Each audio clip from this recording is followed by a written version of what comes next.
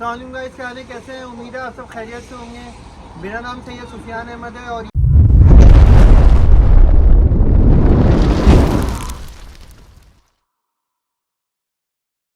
ये मेरे साथ जुनेद भाई हैं। आज जुनेद भाई इसलिए हमारे साथ हैं कि हमें कंप्लीट गाइड करेंगे कि किस तरह पाकिस्तान से वीज़ा अप्लाई करना है, क्या डॉक्यूमेंटेशन चाहिए, अभी हाल में क्या किस तरह वीज़े की सिचुएशन चल रही है, यूरोप के क्या मामला चल रहे हैं। जुनेद भाई कैसे हैं आप? अल्लाह का शुक्र, बिल्कुल ठीक ठाक। जुनेद भाई अभी क्या प्रोसीजर चल रहा है पाकिस्तान से? वीज़ा रेशो क्या है? वीज़ा लोगों को मिल रहा है, इजी है, हार्ड है? एक सबके दिमाग में एक है कि यूरोप का वीज़ा लेना बहुत मुश्किल है, तो थोड़ा सा आप इसमें बताएं हमें। अच्छा देखें, यूरोप का वीज़ा जो है ना, यूरोप ने एक टर्म एंड कंडीशन रखी हुई है कि वो वीज़ा हर कैटेगरी के लोगों को नहीं देता, और स्पेशली उन लोगों को वीज़ा नहीं देता है जिनका उनको ये शक महसूस होता है कि वो उनकी कंट्री में आके बसना शुरू हो जाएंगे, रहना शुरू कर देंगे इलीगल तरीके से। तो आपको अपना हमेशा स्टेटस ऐसा बनाना होता है कि जिससे उन्हें लगे कि आप उनके पास एज अ टूरिस्ट आ रहे हैं या एज अ बिजनेस पर्सन आ रहे हैं। इसके अलावा आपका कोई और स्टेटस नहीं होना चाहिए। अगर आपका कोई और स्टेटस है तो आपको वीज़ा नहीं मिलेगा। यूरोप का वीज़ा अप्लाई करने का एक आसान सा तरीका मैं आपको बता देता हूँ, जिसमें आपका वीज़ा लगने का चांसेस जो है वो 80 to 90% होता है। कोई भी प्रोसेस आपको 100% श्योरिटी नहीं देता है कि आपका वीज़ा लगेगा या नहीं लगेगा, लेकिन अगर आप उस प्रोसेस को फॉलो करते हैं तो आपका वीज़ा लगता ज़रूर है। उसका कुछ प्रोसेस ये है कि आपने वीज़ा प्रोसेस करने से पहले 2 कंडीशन को जो है वो फॉलो करना होता है। पहली कंडीशन ये है कि अगर आप पाकिस्तान से हैं, इंडिया से हैं, बांग्लादेश से हैं और आप फर्स्ट टाइम अपनी कंट्री से यूरोप की तरफ ट्रेवल कर रहे हैं, तो ये गलती कभी ना करें। हमेशा आपके पास कोई ना कोई ट्रैवल हिस्ट्री होना ज़रूरी है, क्योंकि बगैर ट्रैवल हिस्ट्री का आप जैसे ही एम्बेसी जाएंगे, यूरोप की किसी भी एम्बेसी में जाएंगे, तो वो इस बात पे आपकी रिजेक्शन लगा देंगे कि आप पाकिस्तानी हो के, इंडियन हो के या बांग्लादेशी हो के आपने अपने इर्द गिर्द की कोई एशियन कंट्री को विज़िट क्यों नहीं किया, आप डायरेक्ट यूरोप ही क्यों आना चाहते हो। तो ये पहला एक रीज़न होता है जिससे ये साबित होता है कि आप यूरोप में जो है एज अ बिज़नेस के लिए नहीं, टूरिस्ट पर्पज़ के लिए नहीं, बल्कि वहाँ पे स्टे के लिए जा रहे हैं। तो इसलिए अपनी ट्रैवल हिस्ट्री बनाएं। ट्रैवल हिस्ट्री के बाद जो दूसरी अहम चीज़ होती है, जो कंडीशन आपके पास लाजमी होनी चाहिए, वो है आपकी बैंक स्टेटमेंट। अगर आप किसी भी यूरोपियन कंट्री में वीज़ा अप्लाई कर रहे हैं तो आपके पास इस वक्त मौजूदा 4000 यूरो के बराबर का अमाउंट मौजूद होना चाहिए आपके बैंक अकाउंट में। अगर आपके पास ये दोनों कंडीशन फुल हैं, फिर आपने यूरोप के जो प्रोसेस है उसको इस तरह फॉलो करना है। आपका पहला स्टेप ये होना चाहिए कि आप अगर पाकिस्तान से हैं तो आपने अपने इनकम टैक्स रिटर्न जो हैं वो जमा करवाए हुए हों, और एटलीस्ट आपके 3 साल के रिटर्न जो हैं वो जमा होने चाहिए। अगर आप नौकरी करते हैं तो आपका सैलरी का इनकम टैक्स जो है वो 3 साल का जमा होना चाहिए। और अगर आप कोई कारोबार करते हैं, चाहे आपकी कोई दुकान हो या किसी भी किस्म का आपका कोई कारोबार हो, तो आपने एज अ बिज़नेस अपने बिज़नेस को भी जो है FBR से रजिस्टर करना है, और उसका भी टैक्स रिटर्न आपने एटलीस्ट 3 साल का जमा करवाना है। जब ये पहला प्रोसेस आप कंप्लीट कर लेते हैं तो दूसरा स्टेप आता है आपकी NOC का। अगर आप किसी कंपनी में जॉब करते हैं तो आप अपनी उस कंपनी के HR डिपार्टमेंट से NOC लें कि वो आपको ये परमिशन दे कि आप एज अ टूरिस्ट या एज अ बिज़नेस पर्पज़ के लिए किसी यूरोपियन कंट्री को विज़िट करना चाहते हैं। और अगर आप किसी कंपनी में जॉब नहीं करते हैं, आपका अपना कोई कारोबार है, तो वो कारोबार आपका कराची चैम्बर कॉमर्स से रजिस्टर्ड होना चाहिए। अगर आप सिंध में हैं तो कराची चैम्बर कॉमर्स से आपका कारोबार रजिस्टर्ड होना चाहिए।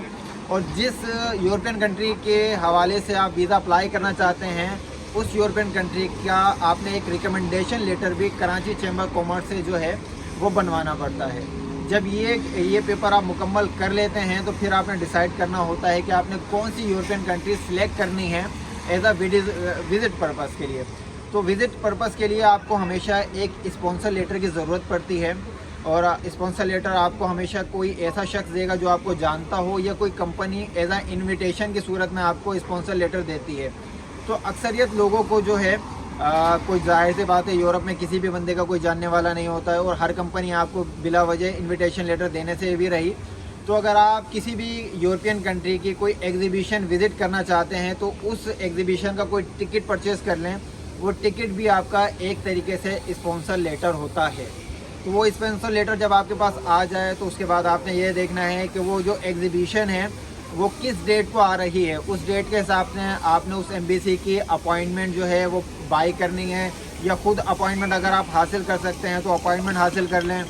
अपॉइंटमेंट हासिल करने के बाद आप किसी भी ट्रैवल एजेंट के पास चले जाएं।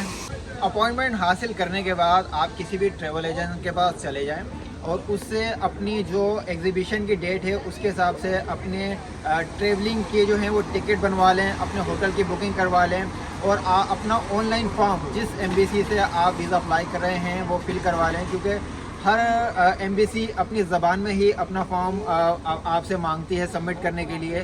तो आपने उन्हीं की ज़बान में फॉर्म सबमिट करवाना होगा, जिससे वो एक चार्जेस लेगा ट्रैवल एजेंट और आपका फॉर्म फिल करके आपको दे देगा। आप इन तमाम डॉक्यूमेंट्स को लेके अपॉइंटमेंट वाले दिन अपने तमाम डॉक्यूमेंट्स के साथ एम्बेसी चले जाएंगे। इस वक्त नॉर्मली हर एम्बेसी जो है वो 100 यूरो चार्ज कर रही है फ़ीस के तौर पे। तो 100 यूरो की फ़ीस जो इस वक्त पाकिस्तानी बनती है वो आप कैलकुलेट कर लें, उसके साथ आप अपने डॉक्यूमेंट सबमिट करवा दें। सबमिट करवाने के बाद एम्बेसी आपको 2 महीने के अंदर अंदर जो है रिस्पांस देगी कि आपको वीज़ा मिलता है या नहीं मिलता है। एम्बेसी आपके डॉक्यूमेंट्स की वेरिफिकेशन करेगी। अगर एम्बेसी मुतमईन होती है तो आपको वीज़ा मिल जाएगा। एम्बेसी मुतमईन नहीं होती है तो आपने जो प्रोसेस किया है इस प्रोसेस में कुछ हद तक आपके पैसे लॉस में चले जाएंगे। जैसे एम्बेसी में जो आपने फ़ीस दी होगी वो आपको रिटर्न नहीं मिलेगी। आपने जो पेपर वर्किंग में पैसे लगाए होंगे वो पैसे आपको रिटर्न नहीं मिलेंगे। लेकिन इस कोशिश से आपके वीज़े मिलने के चांसेस 90% के होंगे। लेकिन खुदा ना खास्ता अगर आपका वीज़ा रिजेक्ट भी हो जाए तो परेशान होने की बात नहीं है। आप कोशिश करते रहें, 3 से 6 महीने के बाद तो आपको वीज़ा ज़रूर मिलेगा। मैं अपने भाई की एग्जांपल देता हूं कि मेरा भाई का जो वीज़ा है सेम इसी प्रोसेस से मैंने अप्लाई किया था। 3 दफ़ा रिजेक्शन के बाद 4थी मरतबा मेरे भाई को वीज़ा बआसानी मिल गया था। तो उम्मीद करता हूँ ये वीडियो आपके लिए मालूमाती वीडियो रही होगी। अच्छा, एक बात जुनेद भाई, बहुत ब्रीफली जुनेद भाई ने इसको समझाया कि किस तरह वीज़ा ले सकते हैं पाकिस्तान से, क्या इसका प्रोसीजर है। एक छोटी सी बात बताएगा जुनेद भाई, ये कौन सी कंट्री के लिए अप्लाई करें? मीन्स पाकिस्तान के कौन सी कंट्री का वीज़ा रेशियो बहुत ज़्यादा है कि जिसके चांसेस के वीज़ा मिलना ही मिलना है? हाँ, ये कह सकते हैं। अगर आप इधर बिजनेस वीज़ा अप्लाई करना चाहते हैं ना तो बिजनेस वीज़ा के हवाले से मेरा मशवरा होगा कि आप फ्रांस, जर्मनी, इटली इन 3 कंट्रियों को टारगेट रखें। यहाँ के जो बिजनेस वीज़ा विजिट वीज़ा हैं उसके जो है रेशो है वो बहुत ज़्यादा अच्छे हैं। लेकिन अगर आपका इरादा स्टडी वीज़ा का है तो स्टडी वीज़ा के लिए 2 कंट्री बेहतरीन है इस टाइम, इटली और जर्मनी। तो अगर आपका माइंडसेट ये होना चाहिए कि आप किस पर्पज़ के लिए वीज़ा अप्लाई करना चाहते हैं। लेकिन ज़्यादातर जो पाकिस्तानी हैं वो टूरिस्ट वीज़ा या बिजनेस वीज़ा ही अप्लाई करते हैं, तो उनके लिए बेहतर यही है कि वो ज़्यादातर इन 3 कंट्रियों को टारगेट कर लें, जर्मनी, फ्रांस, इटली। तो इन 3 में आपके अकॉर्डिंग ज़्यादा रेशियो है कंपेरेटिवली टू अदर्स? जी हाँ, बिल्कुल। तो इसमें वीज़ा के ये चांसेस हैं कि देखें, असल में जुनेद भाई हो गए और इनके भाई हो गए, इन्होंने पाकिस्तान से आपने तकरीबन 3 से 4 बार यूरोप ट्रैवल किया है अलग अलग सालों में। तो ये आपको क्या मुश्किलात हैं, आप कैसा बताएंगे कि एम्बेसी को किस तरह हैंडल करना है? ऐसा ना हो कि असल में सबका जो माइंड सेट है ना वो कराची या पाकिस्तान में बहुत एक उनकी सोच बन गई है, एम्बेसी को जस्टिफाई करना या एम्बेसी को राज़ी करना बहुत मुश्किल है। तो जुनेद भाई, छोटी सी बस वीडियो के आखिर में एक छोटी सी बात पूछना चाहूँगा।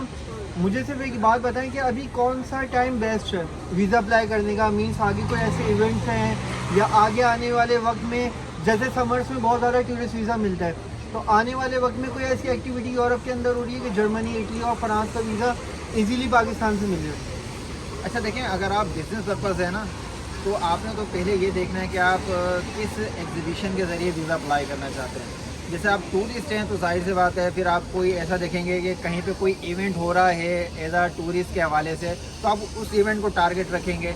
अगर आप गूगल पे जाएंगे तो गूगल पे आप सर्च कर सकते हैं मुख्तलिफ़ किस्म के इवेंट। मुख्तलिफ़ यूरोपियन कंट्रीज़ में मुख्तलिफ़ किस्म के इवेंट्स होते रहते हैं और बिज़नेस पर्सन के लिए बिज़नेस की एग्जीबिशंस होती रहती हैं। तो आपने टारगेट ये रखना है कि आपका टाइप क्या होनी है। अगर आप इधर टूरिस्ट अप्लाई करना चाहते हैं तो आप इवेंट सर्च करें यूरोप के गूगल पे, और अगर आप बिज़नेस माइंड हैं तो आप कोई एग्जीबिशन सर्च करें अपनी फील्ड से रिलेटेड, तो आपको कोई ना कोई एग्जीबिशन अनकरीबी मिल जाएगी। क्योंकि वीडियो तो हम बना रहे हैं इस महीने में, हो सकता है कि ये वीडियो 1 साल के बाद भी देखी जाए, 6 महीने के बाद भी देखी जाए। तो आप अपने माइंड सेट के हिसाब से गूगल पर सर्च करेंगे तो आपको कोई ना कोई इवेंट मिल जाएगा। अच्छा जुनेद भाई, एक छोटी सी चीज़ बता दें, बिल्कुल लास्ट हम इसको वाइंड अप कर रहे हैं इस वीडियो को।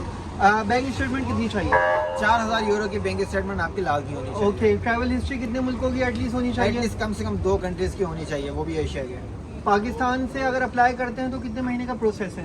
देखें, नॉर्मली जो एम्बेसी है ना वो इस वक्त 2 महीने से 3 महीने लाजमी ले रही हैं। तो अगर आपने किसी इवेंट पे अप्लाई करना है तो उस इवेंट की डेट आपकी एम्बेसी के प्रोसेस से 3 महीने लेट होनी चाहिए। चले, बहुत शुक्रिया जुनैद भाई, आपने एक कंप्लीट इन्फॉर्मेशन हमें दी है पाकिस्तान से। जुनैद भाई का इंटरव्यू लेना इसलिए ज़रूरी था क्योंकि ये और इनके भाई फ्रीक्वेंटली ट्रैवल करते रहते हैं, यूरोप आते जाते रहते हैं, तो इनसे हमें बहुत ज़्यादा मालूमात हासिल हुई है। एम्बेसी को आए दिन हैंडल कर रहे हैं, आए दिन मिल रहे हैं, तो इनका जो एक माइंडसेट बना हुआ है उससे आज हमने इनकी नॉलेज से फ़ायदा उठाया है। तो आपने भी ये वीडियो देखनी है और आपने किसी एजेंट के पास नहीं जाना, हम वक्तन वक्तन आपको नए नए वीडियोस के ज़रिए आपको बताते रहेंगे किस तरह प्रोसेस है, कौन सी कंट्री से क्या मालूमात चाहिए, किस तरह कागजात अपनी कार्रवाई करनी चाहिए। तो आपको इस वीडियो को देखना है और ज़रूर शेयर करना है। हमें इजाज़त दें, शुक्रिया, अस्सलाम वालेकुम। अल्लाह हाफ़िज़।